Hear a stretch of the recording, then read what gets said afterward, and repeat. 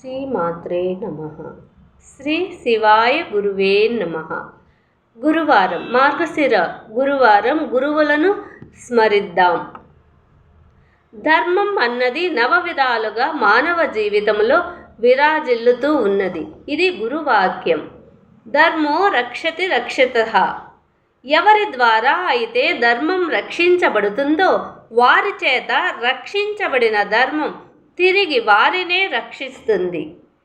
ఈ సత్యం తెలుసుకున్నవారు ఎప్పుడూ ధర్మరక్షణలోనే తన జీవితాన్ని గడుపుతాడు. ఈ సత్యం తెలియనివాడు, తెలిసి విమర్శించిన వాడు అధోగతి పాలవుతాడు. ఈ వాక్యం, ఇది గురువాక్యం. ఒక్కసారి ఈ వాక్యం గురించి ఆలోచించండి. ధర్మం వైపు నడవాలా, అధర్మం వైపు నడవాలా అనే ప్రశ్న మీలో ఉదయించినప్పుడు మీ ఆలోచన, మీ మనస్సు ఏం సమాధానం చెప్తుందో ఆలోచించండి. అక్షరాల ఆణిముత్యాలను షేర్ చేయండి, లైక్ చేయండి, సబ్స్క్రైబ్ చేయండి.